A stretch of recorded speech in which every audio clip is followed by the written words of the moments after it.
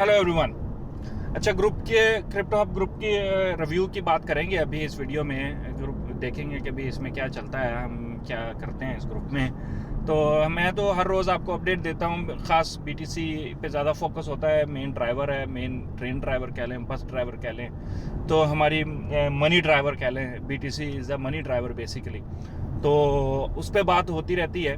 तो साथ आर्ट्स पे भी बात चलती रहती है। आर्ट्स के हमारे जो टीपीज वगैरह ये वो उसके जो मैक्सिमम टारगेट्स क्या हैं, कहाँ तक मुमकिन है, तो वो चीज़ें भी हम अपडेट करते हैं ग्रुप में।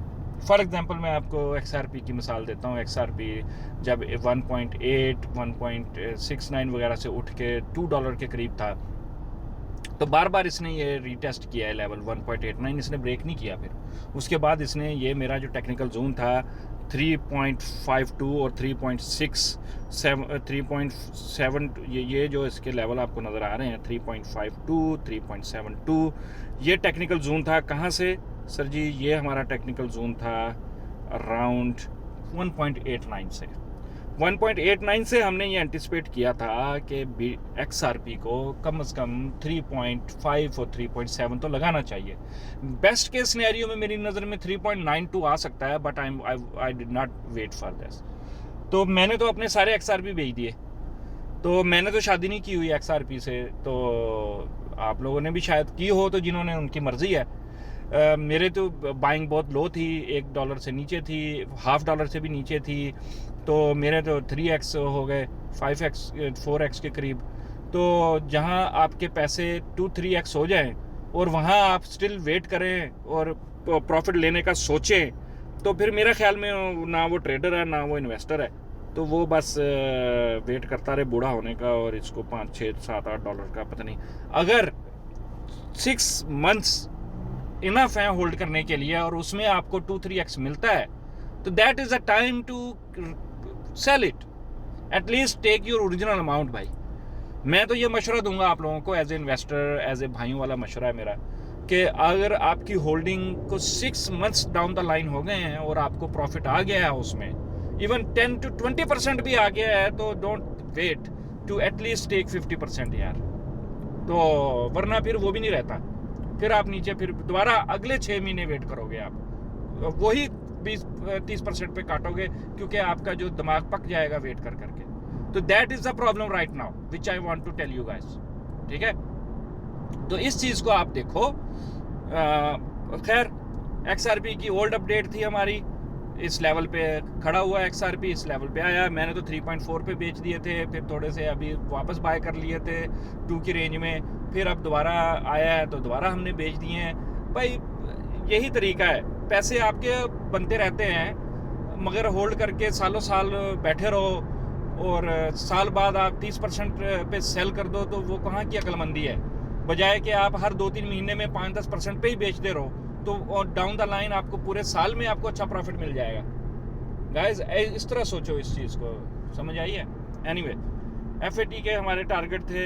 एफईटी की लॉन्ग थी, नियो लॉन्ग था, AX BT, XLM का शॉर्ट था छोटा सा, एवेक्स के हमारे टारगेट सेट हुए, INJ चल रहा है, XLM का शॉर्ट की अपडेट थी, टीपी लगे, BTC का ओवरव्यू था हमारा, जो ट्रेड चल रही थी उसकी।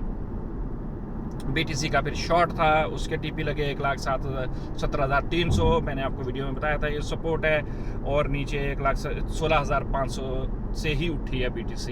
ये दोनों हमारे टीपी से शॉर्ट के। हाँ, ज़रूर इसमें ट्रेड में थोड़ा सा हुआ है कि पार्शली हमारी ट्रेड क्लोज हो गई थी, क्योंकि पहले टीपी लगा, फिर वापस वो गई है स्टॉप लॉस की तरफ, और उसके बाद ये वापस दूसरे टीपी पे आई है 16,000 पे। तो that was the situation over here.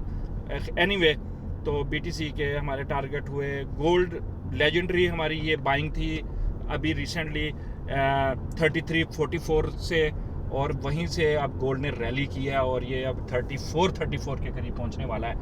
मगर उसके बीच में हमने अभी रात को दोबारा शॉर्ट किया 33.99 33.97 से, और 33.83 के हमारा टीपी थे। सारे टीपी लगा के फिर अब उसने दोबारा ऊपर रैली शुरू की है। एनीवे, तो सोल शॉर्ट था, बड़ा बुरा हमारा स्टॉप लॉस लग गया इसमें, और उसके बाद फिर हमने अपडेट दे दी थी कि भाई अब ये दोबारा ऊपर 200 की रेंज में जाएगा तो फिर देखेंगे।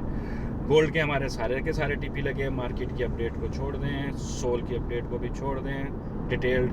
रात को कोशिश की थी, इथीरियम बड़ा फास्ट एंड फ्यूरियस चल रहा था। इसमें जो फोकस करके ट्रेडिंग कर रहे थे बहुत सारे ग्रुप यूज़र्स ने फ़ौरन पैसे बना लिए और नीचे आया, मगर इसने बड़ा शार्प रिटर्न लिया है पहले गोल्ड इथेरियम ने, और हमारे वापस जो स्टॉप लॉस की तरफ गया, मगर उसके बाद दोबारा हमने शॉर्ट किया और इसमें दोबारा हमने टीपी उठाए। ये भी एक कमेंट्री टाइप चल रही है। तो खैर बीटीसी का लॉन्ग था हमारा पहले, और उसके जो हैं वो टीपीज लगे हैं। उसके बाद दोबारा हमने ताओ बाई किया, उसका टीपी क्लोजली मिस हो गया। 463 से टीपी था हमारा और 461 से रिटर्न हुआ है यार। देखो यार, जुल्म नहीं तो क्या है। डॉट हमारी बाइंग रेंज में है अभी, और लेट्स सी कि इसको यहाँ होल्ड करना चाहिए। मैक्सिमम वर्स्ट के सिनेरियो डॉट का बनेगा 3.97 के अराउंड, और उसके बाद इंशाल्लाह इसको रिकवरी देनी चाहिए। दोबारा ये हमारा गोल्ड का शॉर्ट था, you can see that. Gold हमारा बिल्कुल ऑल टीपी लगा के फिर रिकवरी पे गया है ऊपर। तो नियो लॉन्ग था हमारा, चल रहा है, और ओडी की मेन अपडेट्स हमने डाल रखी हैं लॉन्ग टर्म कि मैं वही बोल रहा था कि सपोर्ट टेस्ट होगी, कहाँ से मैक्सिमम सपोर्ट होगी, ये सारी हमने आहिस्ता आहिस्ता चीज़ें रोल आउट करना शुरू कर दी हैं। 1 इंच की ट्रेड थी, फ़ौरन हमारे टीपी 1 इंच के लगे। बीटीसी लॉन्ग दोबारा हमने लिया और न्यू बाय किया हमने 1,17,500 से, और उसका टीपी था 1,19,500। हम उसके करीब हैं अभी इस वक्त अल्हम्दुलिल्लाह। तो गोल्ड हमारे सारे टीपी लगा गया है, बीटीसी ने हमारे टीपी रेंजेस लगा दी हैं। इथेरियम का ये आज का शॉर्ट था, इसमें हमारे क्लोजली 3606 हमारा पहला टीपी था, 3614 से मेरा ख्याल ये उसके अराउंड ये रिटर्न हो गया है। तो हम दोबारा लेंगे शॉर्ट इसका। अभी इथेरियम थोड़ा सा स्ट्रगल करेगा, तो 3800 की रेंज में मेरा ख्याल है कि 3600-3500 की रेंज है, यहाँ से इसको उठना चाहिए। बड़ा क्लोजली मिस हो गया हमारा, मगर अब इसके मंथली टारगेट्स हम देखेंगे ताओ के कहाँ से हमने बाय करना है, फिर देखेंगे। और बीटीसी हमारे टारगेट्स पे है अल्हम्दुलिल्लाह। हमारे ये ग्रुप में चल रहा है डेफिनेटली। बाकी सर नसीब की बात है, किसी ने ट्रेड ले ली, किसी ने ट्रेड नहीं ली, किसी ने छोटी ले ली, किसी ने बड़ी ट्रेड ले ली, किसी ने मिस कर दी। तो ये गेम प्लान का हिस्सा है, ये चलता रहता है। तो इंशाल्लाह फिर अपडेट के लिए बात के साथ हाज़िर हूँगा, और आपकी दुआओं के साथ इंशाल्लाह आगे बढ़ते रहेंगे। अस्सलाम वालेकुम।